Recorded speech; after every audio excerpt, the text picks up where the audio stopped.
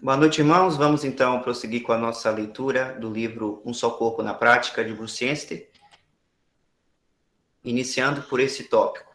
A unanimidade não é necessária nas decisões da Assembleia. Embora a Assembleia local deva tentar alcançar as consciências de todos ao tomar uma decisão de ligar, as Escrituras não exigem que todos numa Assembleia precisem estar satisfeitos antes que seja tomada uma decisão válida. Nesses últimos dias, quando a vontade do homem, mais do que nunca, tem procurado se impor na igreja, não podemos esperar que existam julgamentos unânimes na Assembleia. Tal foi a situação no julgamento da questão em Corinto. Em 2 Coríntios, capítulo 2, verso 5, diz: mas se alguém tem causado tristeza não a mim, porém, em parte, a todos vós. A versão da Sociedade Bíblica Britânica, sem o que está entre parênteses.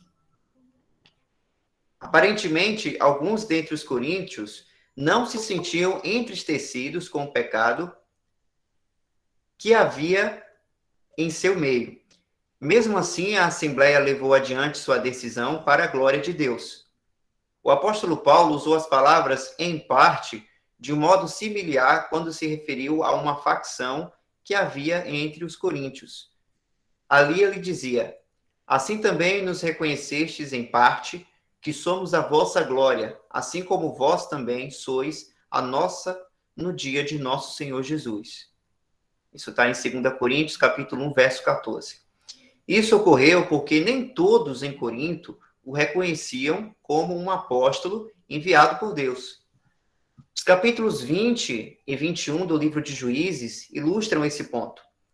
Quando o mal precisou ser julgado em Israel, ali diz que saíram todos os filhos de Israel e reuniu-se perante Jeová em Mispa, a congregação como se fora um só homem. Capítulo 20, verso 1. Todavia, os homens de Jabes de Gileade não se juntaram a seus irmãos para tratar daquele assunto. No capítulo 21, verso 9. Aparentemente, eles não estavam exercitados a respeito do assunto, mas isso não impediu que o Espírito de Deus declarasse que todos em Israel estavam tratando daquele mal. Isso ilustra, na forma de um tipo ou figura, que a unanimidade não é necessária na tomada de decisões pela Assembleia. Afinal, em uma situação de heresia, dificilmente se conseguiria a aprovação daquele que estivesse sendo julgado pela Assembleia, e provavelmente tampouco de sua família e amigos. Portanto, é normal que não se consiga unanimidade.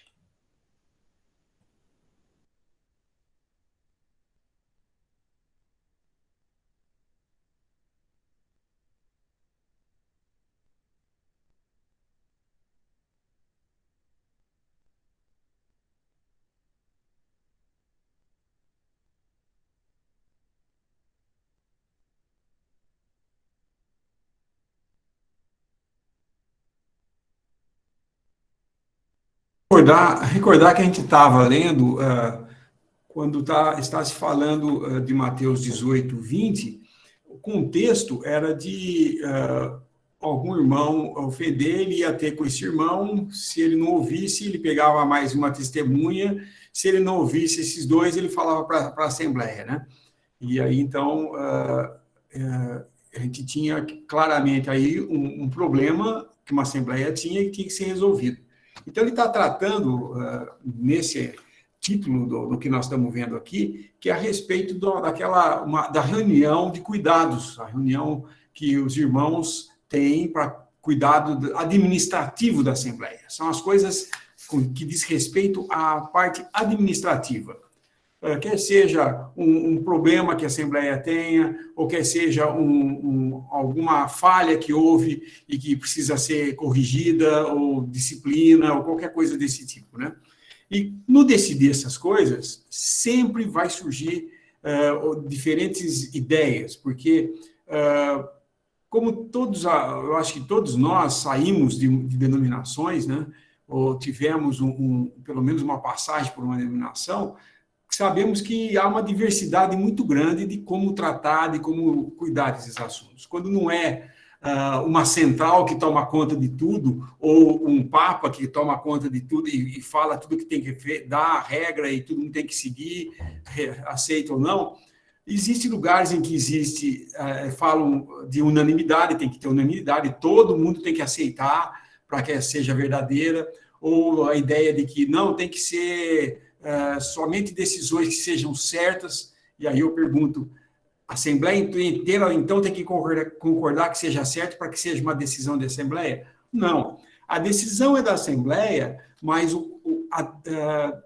ela é ajudada por esses irmãos que cuidam, porque, como nós vimos, pessoas novas, recentes convertidos, irmãs, elas não podem estar nessas reuniões de decisão assim.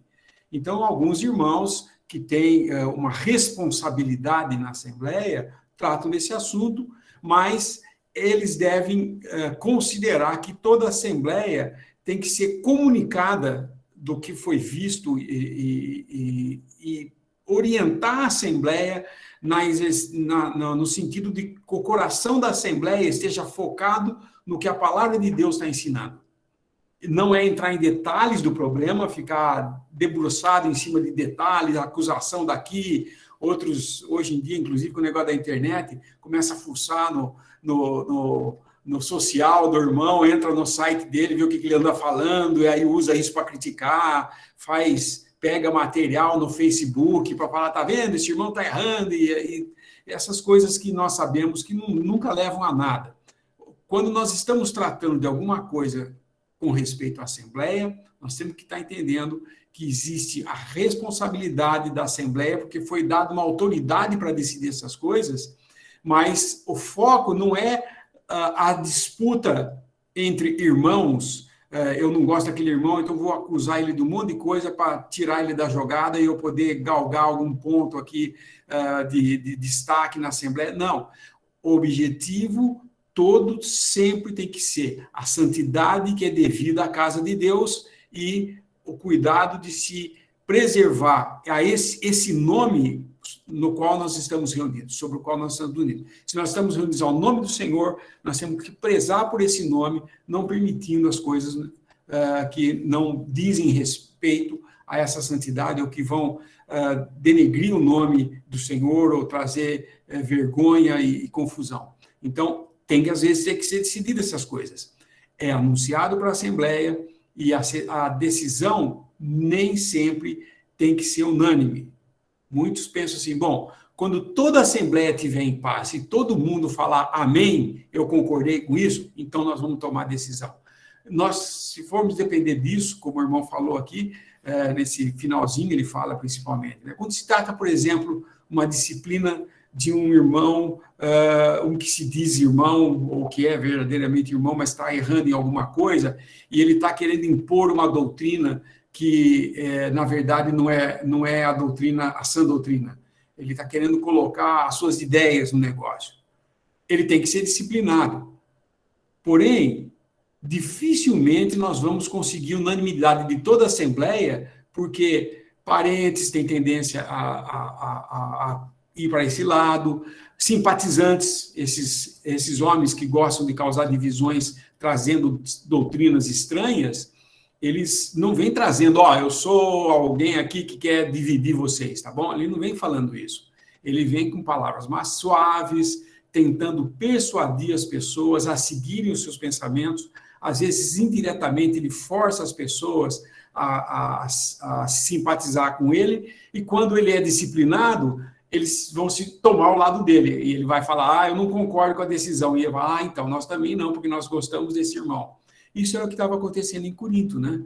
Eles eram carnais, porque eles estavam divididos, um dizendo, eu sou de Pedro, eu sou de Apolo, eu sou de Paulo, eu sou de Cristo, e eles estavam divididos. E essa divisão externa ia causar uma divisão interna e acabar causando uma divisão externa, ia realmente dividir, que era o que foi o que aconteceu em toda a história.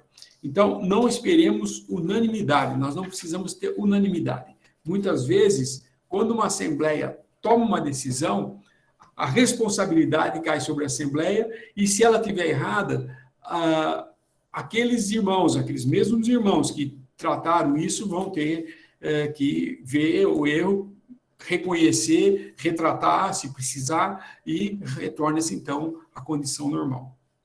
Isso é importante porque sempre, irmãos, vai ter problemas entre nós. Nós não vamos pensar que vamos começar a reunir ao nome do Senhor e que nunca vai ter nenhum problema, porque os problemas têm origens bem claras. A própria carne e Satanás. Satanás se importuna de ver cristãos reunidos ao nome do Senhor, representando aquilo que ele queria que fizesse.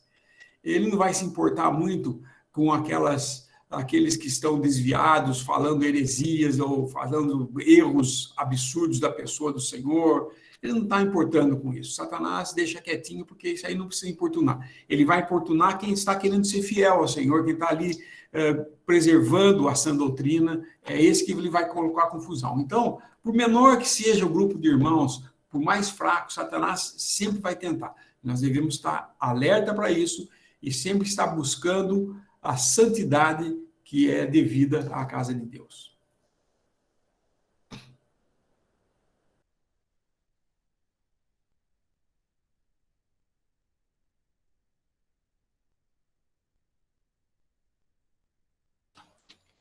Lembrando, irmãos, que se algum irmão tiver alguma dúvida, irmão ou irmã, coloque aí a dúvida no chat, ou então levante a mão, certo? Caso preferir falar, né? Ligar o microfone para falar, certo?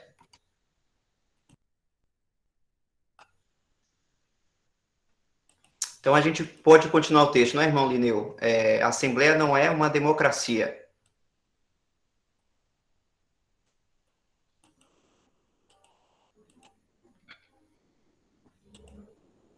Estou abrindo aqui, compartilhando novamente.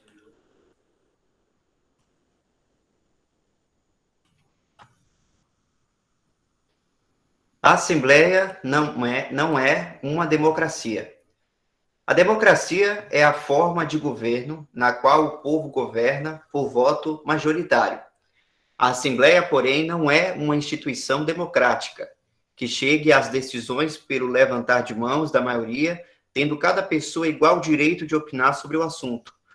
Uma vez ouvimos um irmão jovem, mundano e ignorante na palavra, dizer: "Eu tenho tanto direito de opinar aqui quanto ele", e apontou para um irmão idoso e piedoso, que vinha se empenhando no cuidado da Assembleia durante 50 anos.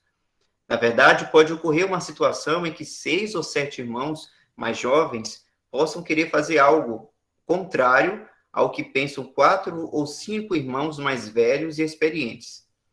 Considerando que o julgamento dos mais velhos deve ser respeitado por causa do peso moral que eles têm na Assembleia, os irmãos mais jovens devem se sujeitar ao julgamento que aqueles farão da questão. Eles deveriam ser gratos por poderem seguir a direção espiritual apontada por seus irmãos mais velhos. Todavia, não estamos querendo dizer que alguns irmãos mais velhos possam forçar uma assembleia a tomar uma decisão com a qual ela não concorde, pois agir assim seria fazer como fazia Diótrefes, como é citado em 3 João, verso 9 e 10. Quando se trata de ligar e desligar, isto não é feito à revelia da Assembleia, e é possível que irmãos mais jovens venham a ter a mente do Senhor a respeito de um determinado assunto, enxergando coisas que os irmãos mais velhos possam ter deixado escapar. Em uma situação assim, os irmãos mais velhos devem acatar alegremente o fato de alguém lançar mais luz sobre uma questão que eles não tenham percebido.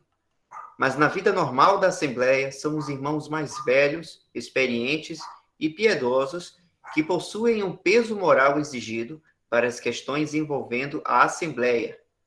Esta é a ordem de Deus. Continua, irmão. Pronto. Alguns parecem pensar que o simples fato de atingir a consciência de todos significa obter o consenso de todos, algo como pedir a opinião de todos. Todavia, não é assim que a Assembleia deve chegar a uma decisão nas questões administrativas. Os anciãos não apresentam a questão para a Assembleia buscando saber sua opinião, mas para fornecer os fatos relacionados à questão e à linha bíblica que deve ser adotada, a fim de permitir que as consciências de todos possam estar envolvidas. A Assembleia não deve ser guiada pelas opiniões de pessoas sinceras, mas pela palavra de Deus. Devemos nos lembrar do caso do rei Davi, que procurou saber a opinião do povo e não do Senhor, quando precisou decidir o que fazer para levar a arca de Deus a Jerusalém. Ele foi pessimamente aconselhado. Passagem está em 1 Crônicas, capítulo 13, do verso 1 ao 4. Sermos guiados pelos sentimentos e percepções humanas não é a maneira correta na hora de decidir como a Assembleia deve agir em uma determinada situação.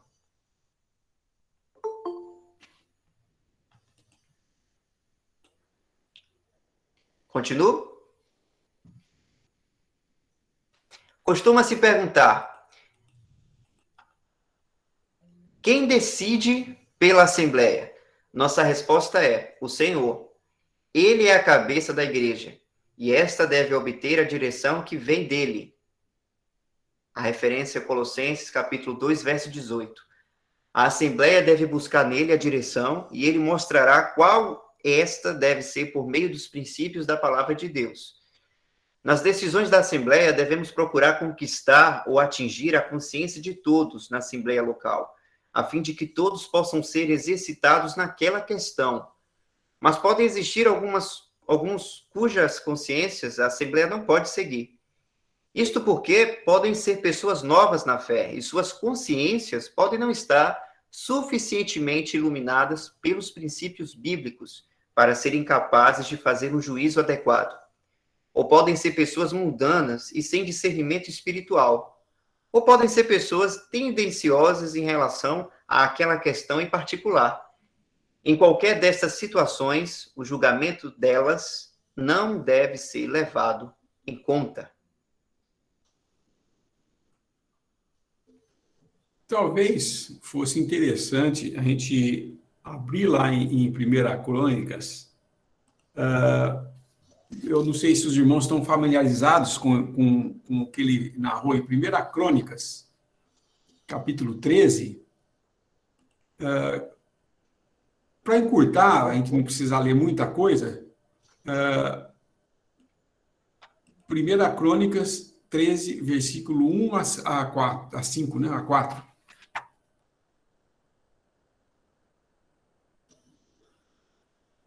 E teve Davi conselho com os capitães dos milhares e dos centos, e com todos os príncipes. E disse Davi a toda a congregação de Israel: se bem vos parece, e se vem isso do Senhor, nosso Deus, enviemos depressa mensageiros a todos os nossos outros irmãos em todas as terras de Israel, e aos sacerdotes e aos levitas, com eles nas cidades e nos seus arrabaldes, para que se ajuntem conosco. E tornemos a trazer para nós a arca do nosso Deus, porque não a buscamos nos dias de Saul. Então disse toda a congregação que assim se fizesse, porque esse negócio pareceu reto aos olhos de todo o povo. Ok. Por que eu quis ler esse trecho? Porque é muito rico de informação essa figura que tem no Velho Testamento. Porque nós sabemos que as coisas que antes foram escritas foi para o nosso ensino. O que ocorria aqui é o seguinte: Davi, a arca tinha sido levada embora, né? Os filisteus tinham levado a arca e colocaram ela diante do templo de Dagon. Vocês lembram dessa história? No dia seguinte, a estátua de Dagon estava prostrada tinha caído diante da arca, né?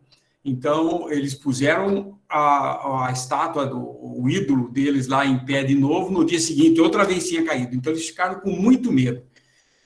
E se desfizeram da arca. Quando eles foram fazer isso eram os filisteus, que não tinham nada a ver com Israel, que tinham apenas levado a arca embora, roubado a arca, né, em Jerusalém, e levado para a sua cidade lá. Eles pegam, para transportar a arca, eles colocam ela num carro de boi, e levam a arca até a cidade, deixaram noutra cidade porque eles não queriam com eles. Porque também começaram a ser acometidos de doença, peste de rato, ratazanas e tudo mais. Então, eles foram lá e deixaram essa arca e levaram num carro de boi. E essa arca ficou lá, nessa cidade. Agora, depois de um tempo, Davi tem esse sentimento, essa coisa que, lendo aqui, é válido, né? É uma coisa muito boa. Ele queria trazer de volta a arca. E ele vai, então, e ele toma conselho com quem? Com os capitães dos milhares, dos centos e com todos os príncipes. E com toda a congregação de Israel, ele pegou e informou, olha, se parece bem para vocês, e se isso parece que é bom, sabe? Parece que vem do Senhor mesmo, vamos fazer isso. E pareceu bem ao povo isso daí. E eles, se nós continuarmos lendo isso daí, não precisamos ler, mas eu faço um resuminho. Eles puseram a arca num carro de boi para levar. E, no meio do caminho, como o terreno tinha pedras no meio, a carroça se desgovernou e a arca começou a pender para cair e um homem estende a mão para segurar a arca, usar. E a hora que ele põe a mão, ele morre. O que isso nos ensina? Primeiro erro aqui, primeiro grande problema aqui. A quem devia Davi buscar conselho? Aos capitães do exército, aos milhares, ou aqueles que eram os generais, ou os capitães, ou tenentes, ou sei lá, a hierarquia que eles tinham no tempo, mas você via que tinha os capitães de milhares e de centos. Então, era uma esquadra toda de milhares, tinha um comandando, então esse devia ser o superior, e os seus subalternos, os centos e os príncipes. Mas quem ele devia ter consultado eram os sacerdotes. Porque a arca, só o sacerdote descendente da tribo de Davi, de Levi, descendente de Arão, os levitas descendentes da família de Arão, os sacerdotes podiam carregar a arca. E não era assim, carregava não.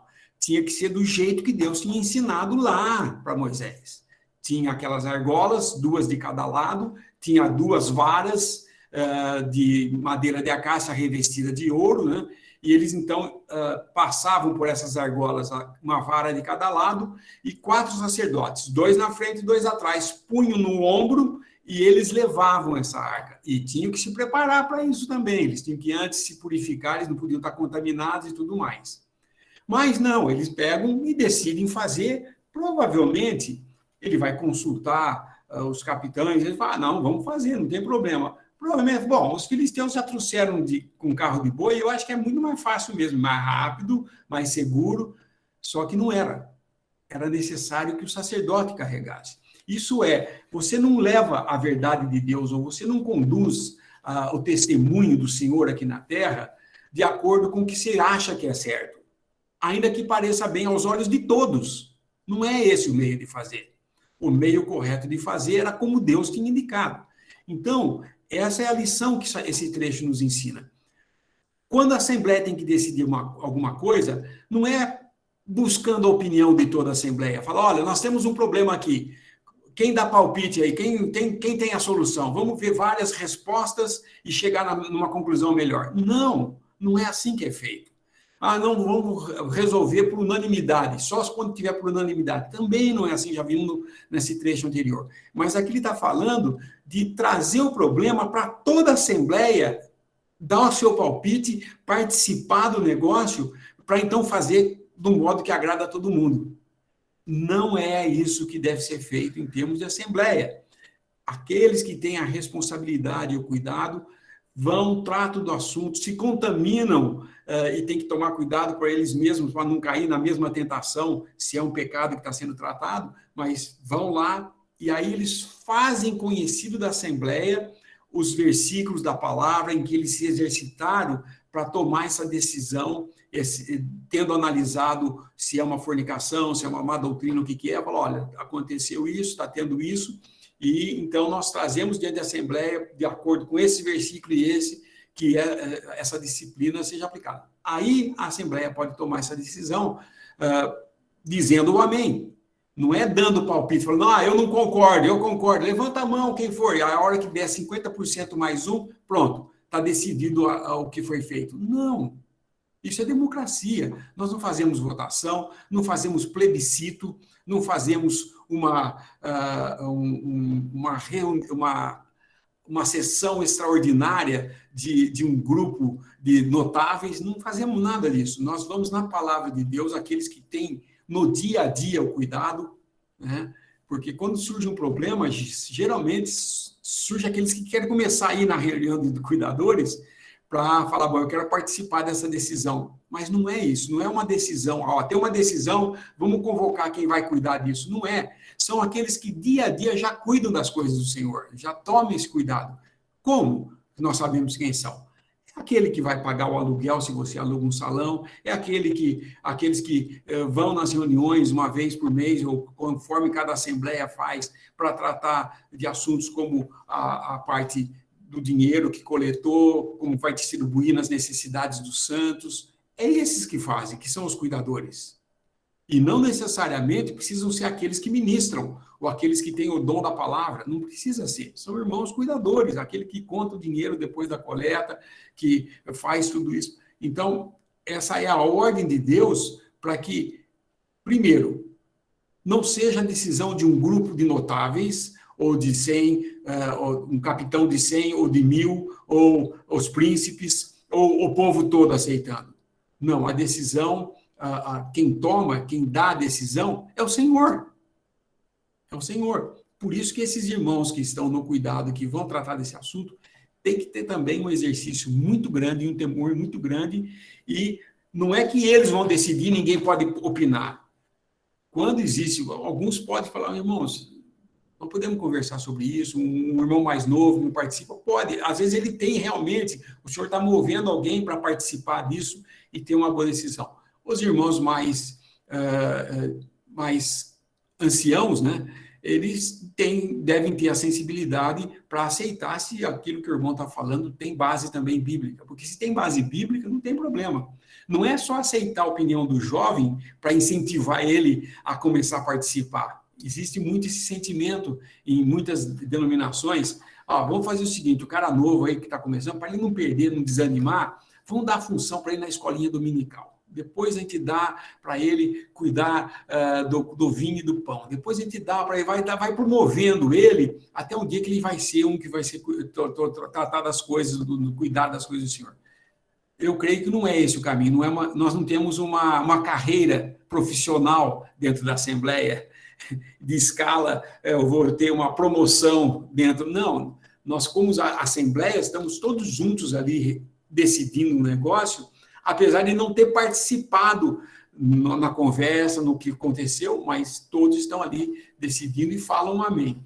Ainda que não haja da parte de todos, aqueles que não concordam plenamente ou têm algumas dúvidas, mas ele deve confiar que aqueles que estão tomando a decisão arcam com essa responsabilidade e também estão tendo o mesmo cuidado diante do Senhor.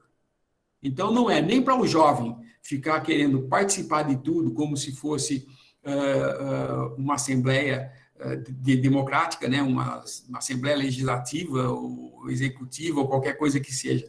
E também não é para que aqueles que são os anciãos imponham a sua vontade goela abaixo da assembleia sem nenhum exercício para a assembleia. Deve ter o exercício também. Então, o que Davi devia ter feito aqui? Busca nas escrituras como transportar essa arca. Ele bem sabia como era para fazer, mas talvez tenha olhado como os filisteus fizeram e quiseram transportar a arca de um modo incorreto.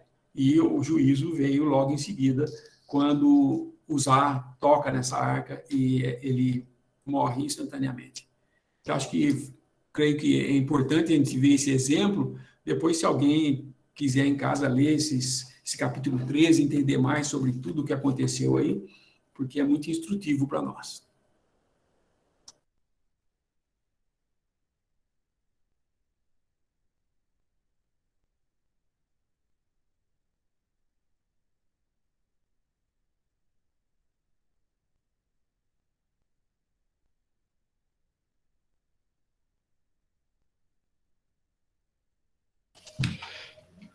Então, vamos prosseguir a leitura.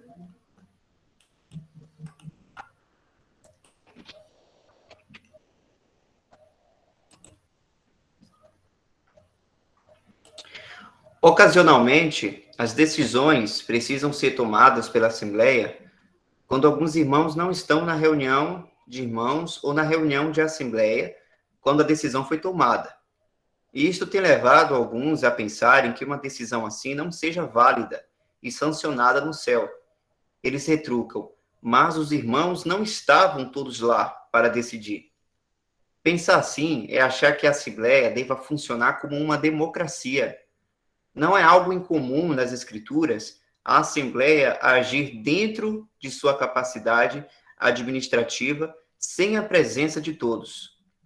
Vemos este princípio em 1 Coríntios 15, verso 5, conectado ofício do apostolado.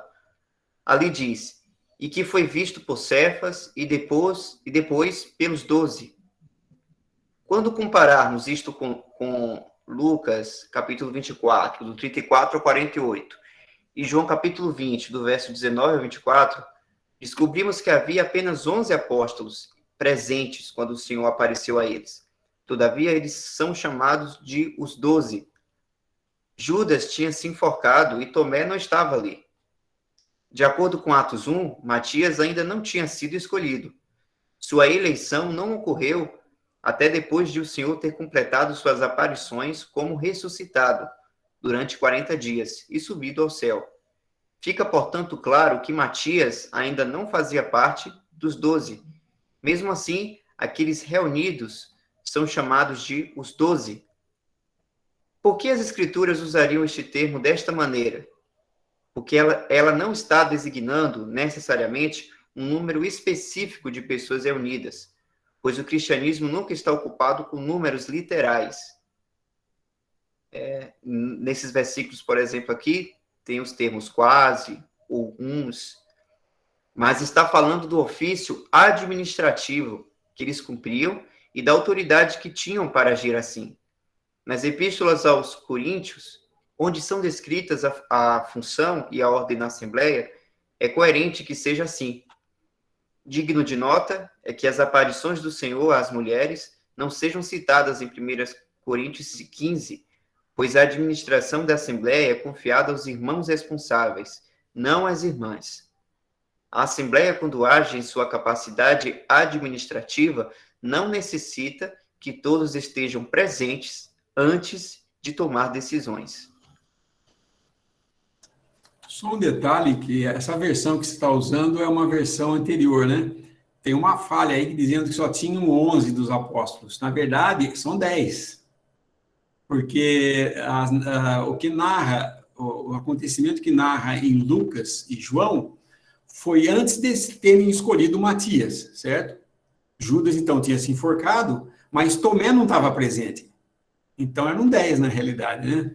Depois, mais tarde, ele apareceu para Tomé. Isso aqui é interessante da gente entender que quando uma assembleia toma uma decisão, ou aquele grupo de irmãos que cuidam das coisas do Senhor se reúne para isso, também não precisa ter todos eles lá. Por exemplo, aqui em Limeira tem 6 irmãos que sempre reúnem uma vez por mês para tratar dos assuntos, das necessidades e tudo mais. O dia que não tiver os 6, não pode decidir nada, tem que estar os 6 lá. Quer dizer, a unanimidade dos cuidadores. Não é também. Às vezes não está todo mundo. O irmão que podia estar lá, teve um trabalho, ficou até mais tarde, não pôde vir na reunião. Pode ser decidido alguma coisa sem problema. Não precisa ter todos eles dos cuidadores ali, entendeu? Então, isso é importante. Como ele mostra nesses exemplos aqui, que fala que ele apareceu aos 12, aos 10, né? E fala, e depois aos 12. Não tinha 12 ainda. Judas não estava lá e nem Tomé estava lá quando ele apareceu nessa primeira vez, né? Quando ele se revelou. Primeiro sozinho, eu creio, ele falou sozinho com Pedro, depois ele apareceu aos 10 e depois só a Tomé. A Pedro ele foi tratar do problema da do restabelecimento dele, né? Porque ele havia negado o Senhor e agora ele estava sendo restaurado, era a restauração de Pedro. O Senhor fala direto com ele, e depois Tomé, que não estava e duvidou, e o Senhor se mostrou a ele e falou, toca aqui na minha mão, toca do meu lado, sou eu mesmo, não é espírito, não. Então, é importante a gente ver que não necessariamente precisa todo mundo ali para ser reconhecido como um todo, né? Porque, desse modo, a Assembleia só poderia disciplinar alguém se toda a Assembleia estivesse presente. E, às vezes, não. Tem uma família que está viajando, 3 ou 4 não foram aquele dia na reunião que foi anunciada alguma decisão, comunicado para os irmãos. Então, não quer dizer que porque faltava alguns irmãos ali, não podia ter sido tomada essa decisão. Isso é outro erro que já vi acontecer e não é correto. 3 ou 4 irmãos que são já reconhecidamente cuidadores, que reúnem sempre, vão tomar uma decisão, naquele dia que eles estão lá reunidos, um não pode aparecer. Então não pode decidir, porque não estão os 4. Não, não é isso.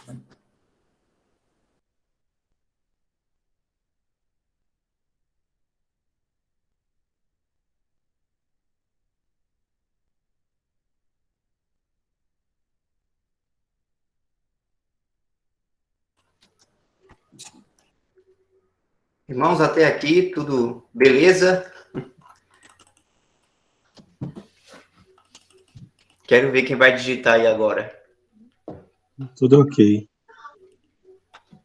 Olha aí, que bom. As irmãs também.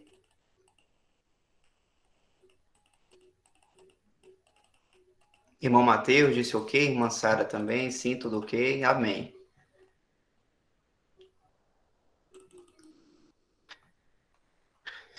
Então, irmãos, vamos continuar então a leitura, né? O próximo tópico são os líderes na Assembleia que têm peso moral.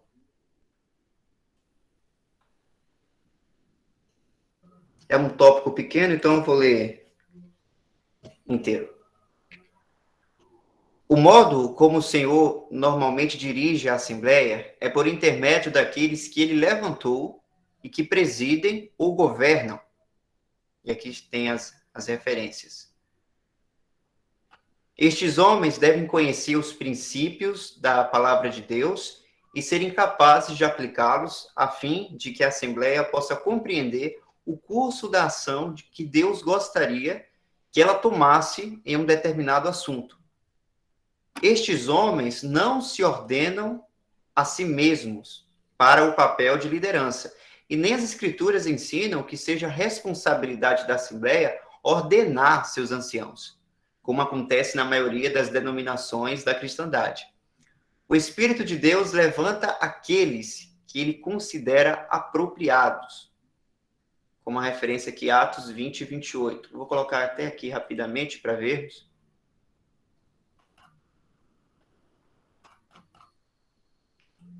Olhai, pois, por vós e por todo o rebanho sobre que o Espírito Santo vos constituiu bispos, para apacentardes a igreja de Deus, que ele resgatou com seu próprio sangue. Os que presidem sobre vós não se referem necessariamente a liderar a pregação ou o ensino público da palavra, mas cuidar das questões administrativas da Assembleia. Confundir estas duas coisas, que são bem distintas, é perder de vista a diferença entre um dom e um ofício. Alguns daqueles que presidem podem nem mesmo ensinar publicamente, mas serão de boa ajuda sempre que puderem.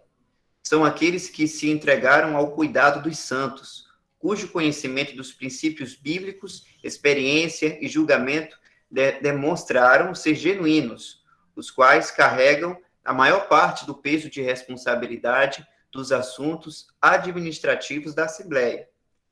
Existem 3 palavras usadas nas epístolas para descrever os líderes responsáveis numa Assembleia local. Primeiro, o termo anciãos, presbuteroi, refere-se àqueles de idade mais avançada e implica maturidade e experiência. Todavia, nem todos os homens mais velhos na Assembleia exercem o papel de líderes. Em segundo lugar, os bispos ou supervisores. episcopoi, termo que se refere ao trabalho que fazem de pastorear o rebanho. E a referência foi o que a gente leu agora há pouco. Velando por suas almas, admoestando-os, etc. Em terceiro lugar, eles são chamados de guias, ou que governam. Egomenos, acredito que a pronúncia seja assim, referindo-se à capacidade espiritual dos santos que presidem. No livro de Apocalipse, aqueles em posição de responsabilidade são chamados de estrelas, e também o anjo da igreja que está em... Como estrelas, eles devem dar testemunho da verdade de Deus, os princípios da sua palavra, como portadores de luz na assembleia local e fornecendo luz nos diferentes assuntos com os quais a assembleia venha a ser confrontada. Isso está ilustrado em Atos 15. Apesar de não ser algo exatamente relacionado ao ligar e desligar, aprendemos ali princípios valiosos da função administrativa na igreja. Após escutarem do problema que estava atribulando a Assembleia, Pedro e Tiago, agindo como se fossem estrelas, lançaram luz sobre a questão. Tiago aplicou um princípio da palavra de Deus e expressou o que julgava que o Senhor gostaria que eles fizessem. Como anjo da igreja, aqueles neste papel devem agir como mensageiros para levar o pensamento de Deus na Assembleia no tratamento da questão. Isto também está ilustrado em Atos 15, do verso 23 ao 29.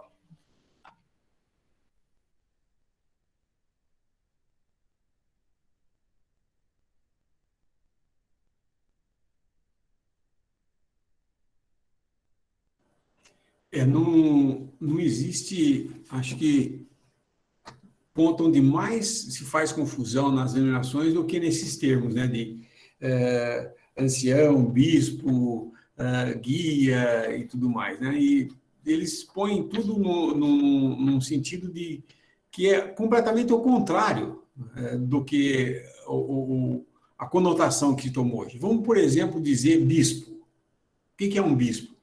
Hoje, quando você fala bispo, bom, é mais do que o padre na Igreja Católica, é alguém lá, um pouquinho lá para cima, né? Ele é provavelmente o responsável por todas os templos católicos, as paróquias que tem na cidade.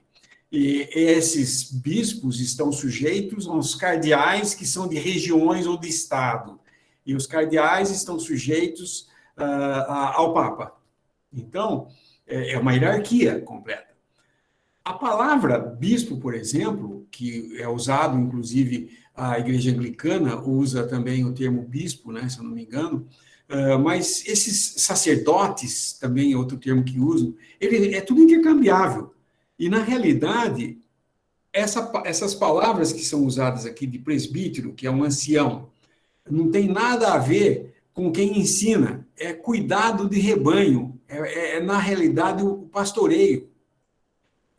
E muitas vezes se confunde o dom com um ofício.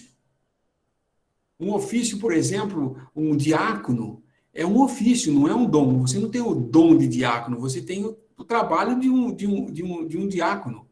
E importante nós entendermos que ninguém tem o poder de se autodenominar ancião numa assembleia, falar, não, olha, eu sou ancião aqui, vocês têm que me obedecer agora, vocês têm que me ouvir.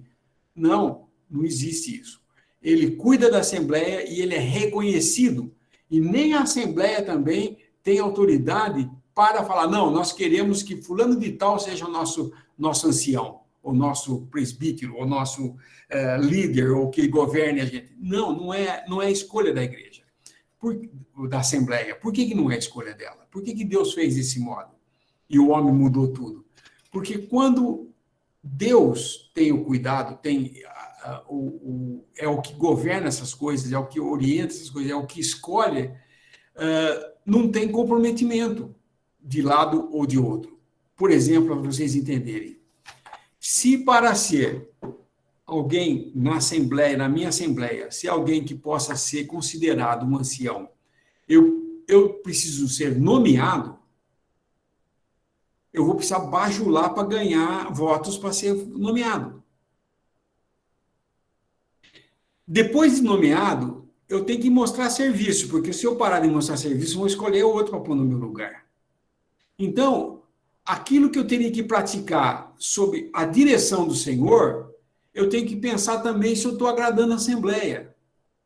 E pior a coisa ainda, quando envolve salário para ser isso. Ah, para você ser ancião, você vai ganhar tanto por mês. Aí tem pior ainda, porque aí existe o salário. Fala, bom, eu preciso receber, mostrar mais serviço para receber mais, ou eu preciso convencer a me pagarem melhor. E não é nada disso. Na realidade, são tudo coisas que a gente faz para o Senhor, e se tiver que haver alguma coisa, vem da parte do Senhor, não vem da parte dos irmãos. Ele pode certamente mover por meio dos irmãos, um irmão que tem tido um cuidado e está passando uma necessidade, e fala, esse irmão, ele se esmera em guiar, em governar a Assembleia, em cuidar da Assembleia, e ele está passando necessidade, vamos ajudar ele, e ajudam, entendeu? Agora, dizer que vai depender de um salário. Todo mês eu vou bater na porta do diácono lá e falar, irmão, você que cuida da coleta aí, eu estou precisando do meu dinheiro, porque eu tenho que fazer isso e aquilo. Isso não é profissão. Né? Isso daí nós temos, ou é um dom de pastoreio, ou nós temos um encargo de guiar a Assembleia, no sentido de ser aquilo que cuida, o diácono ou qualquer coisa. Né? Então, é muito importante entendermos isso e nós sabemos que a responsabilidade moral fica sobre esses que são os anciãos. E não são eles que se intitulam anciãos, volto a repetir, e nem a Assembleia que os elege por meio de voto, de qualquer coisa, de Assembleia. Ó, levanta a mão quem quer, fulano de tal, que levanta a mão quem é, ou vamos votar, todo mundo escreve no papelzinho o nome de alguém, no final vamos ver quem ganha. Não tem. É o Senhor que coloca. E nós sabemos como funciona. A gente vê numa Assembleia, às vezes eu vou visitar uma Assembleia, nunca conheci a Assembleia. Um dia que eu for, por exemplo, para Salvador, eu vou entrar ali, é lógico que você vai ver quem é que cuida do negócio, você vai ver quem é que tem esse dom, quem é que tem esse ofício, e a Assembleia está em paz com isso, não existe conflito, é isso que é importante. Não vai existir conflito porque é uma coisa que está sendo feita, porque o Senhor dirige. Agora, quando nós começamos a querer galgar posições ou ter notoriedade numa Assembleia, abre os olhos, alguma coisa está errada, porque nunca o Espírito Santo vai nos dirigir a fazer uma coisa que traga glória para nós mesmos, mas para o Senhor. Então, eu não estou interessado em receber a glória da parte dos homens, mas eu estou interessado em ajudar meus irmãos por amor, e esse amor veio desse mesmo Senhor, que agora me colocou nessa posição, e eu estou fazendo esse serviço como para o Senhor, não para os homens. E o louvor virá dele, e não dos homens.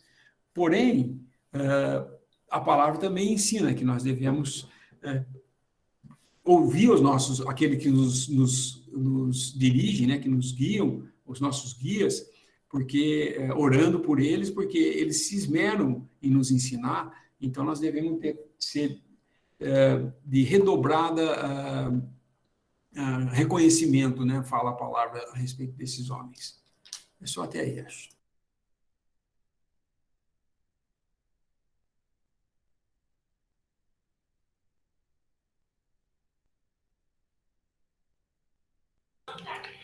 Ô, irmão Lineu, agora eu vou fazer uma pergunta.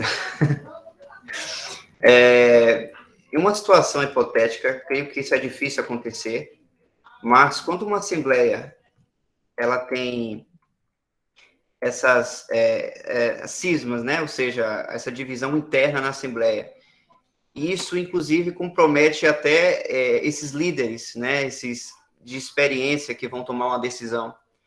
Mas, por exemplo, desses líderes, metade é a favor de uma decisão e a outra não. Mas aí a decisão é tomada de alguma maneira. Como é que a Assembleia deve agir numa situação assim? Ou qual deve ser a atitude desses líderes? Ou se, por acaso, se o problema continuar, o que é que deve ser feito quando não se chega a um acordo, mesmo com a decisão tomada?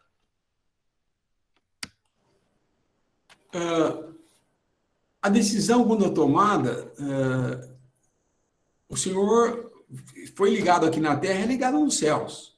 Então, todos têm que se submeter a ela, honrar essa decisão. Se ela é errada, o Senhor vai cuidar. E aí nós temos que entender que nós temos que ter paciência, aguardar no Senhor, não querer agir na carne, nós resolvermos. Porque, olha, carne não se trata com carne, só piora, porque gera mais controvérsia. Se alguém está na carne, agindo ali no meio, e está tomando umas decisões que você vê que não agradam muito, mas foi tomada a decisão, eu me submeto a ela e o Senhor cuida. O Senhor vai entrar de alguma maneira. Eu acho que nos próximos títulos, capítulos, nas próximas linhas, aí vai falar sobre esse assunto, que é os dissidentes, aqueles que discordam do que foi decidido, e depois, quando há realmente um impasse entre essas pessoas. De qualquer forma, nunca confrontamento, ficar confrontando. Então, eu não concordo, são 6 irmãos, três pensam uma coisa, 3 pensam a outra. Eu creio que esses próprios irmãos, na reunião de irmãos, se eles veem que está tendo um impasse, isso pela experiência que eu posso falar para vocês. Quando acontece isso entre nós, o irmão fala, olha, eu não me sinto em paz com isso, mas eu espero no Senhor. Se vocês quiserem decidir isso daí, ele pode jogar isso por irmão, olha, eu não estou muito seguro com isso daí, mas se vocês têm certeza e querem, a gente apresenta para a Assembleia como uma decisão.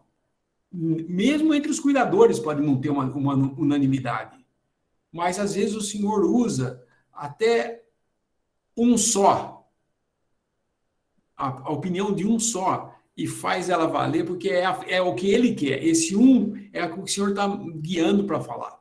Mas nunca essa pessoa deve falar, não, eu sei que o Senhor me guiou para falar, porque eu sou o único que está certo e todo mundo tem que me obedecer. Não é assim. Ele pode falar e vir a anunciar, esses irmãos cuidadores, anunciar essa decisão, que na realidade foi um só que teve a luz para fazer isso. E o Senhor usa, entendeu? Mas quando existe uma verdadeira...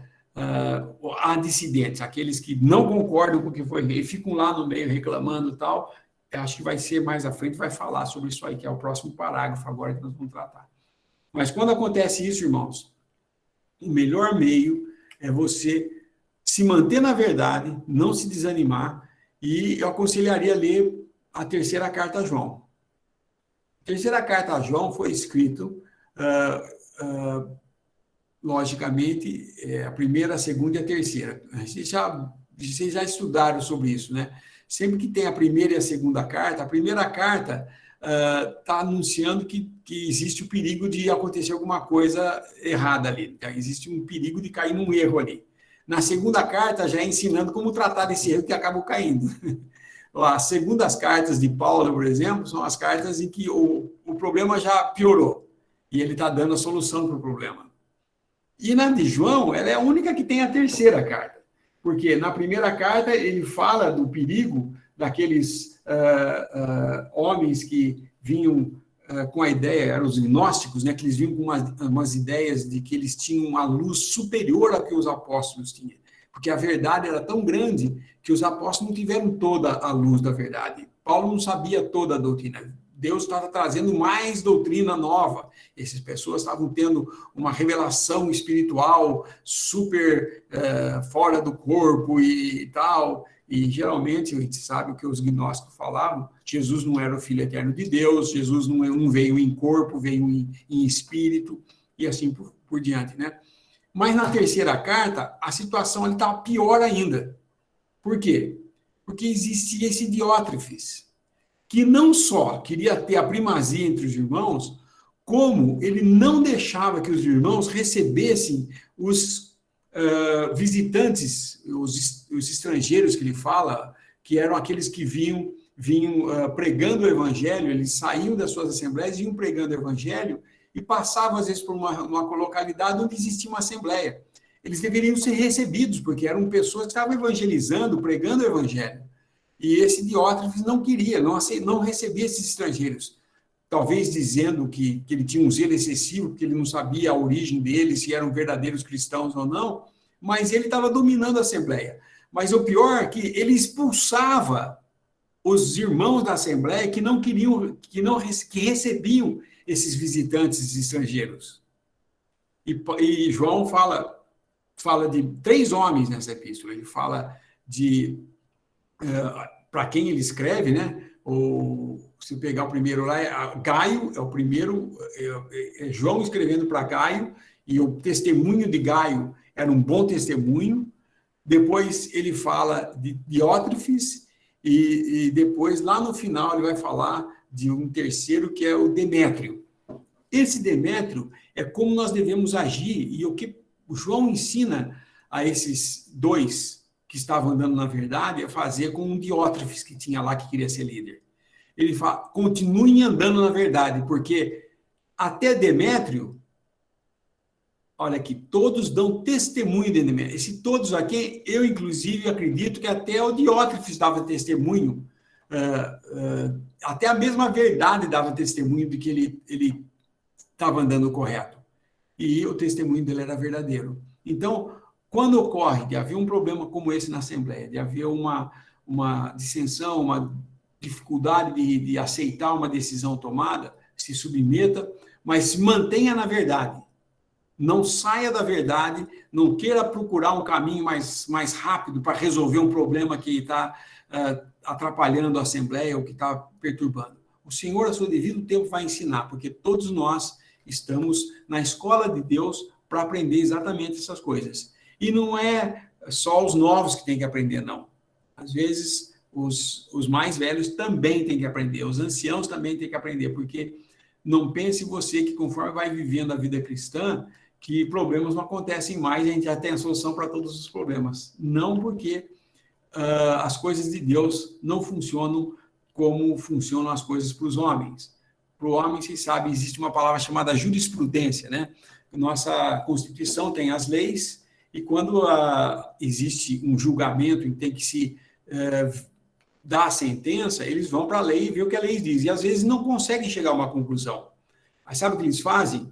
Eles fazem o que se chama jurisprudência. Eles vão para os julgamentos que tinham ocorrido anteriormente e analisam se tem algum caso que é parecido com esse. E julgam de acordo com aquilo lá, porque uma vez que uma coisa foi decidida, ela se torna jurisprudência. Se foi decidido um negócio, a partir dali, essa interpretação da lei pode ser repetida. Mas não na Assembleia, nas coisas de Deus. Às vezes, um caso semelhante e a decisão tomada é totalmente diferente, porque é o Senhor que dá a decisão. E ele não precisa de retrospecto jurisprudencial para tomar uma decisão. Nós precisamos, mas Deus não precisa. Então, eu não preciso ficar preocupado. Como é que foi resolvido da outra vez? Nós fizemos assim, então só repete a fórmula.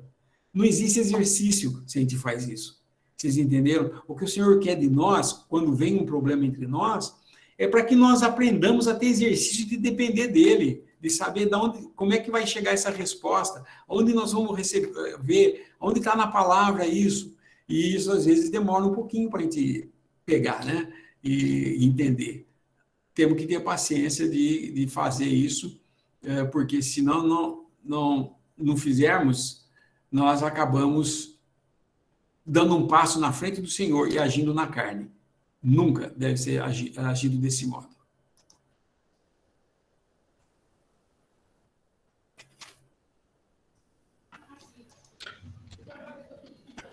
Irmão Lineu, já falamos de alguns tópicos.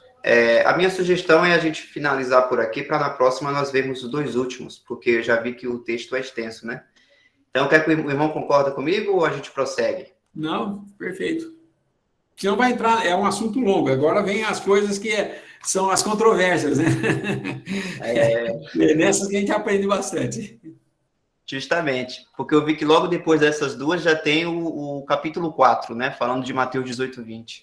Isso. Então, a gente já pode deixar para a próxima reunião esses 2 últimos tópicos do capítulo 3. Então, é isso, irmãos. Talvez a gente nem precise estudar mais nada, né? Não vai ter a próxima, nós vamos estar arrebatados. Amém, que assim seja. Eu vou finalizar, então, aqui a gravação.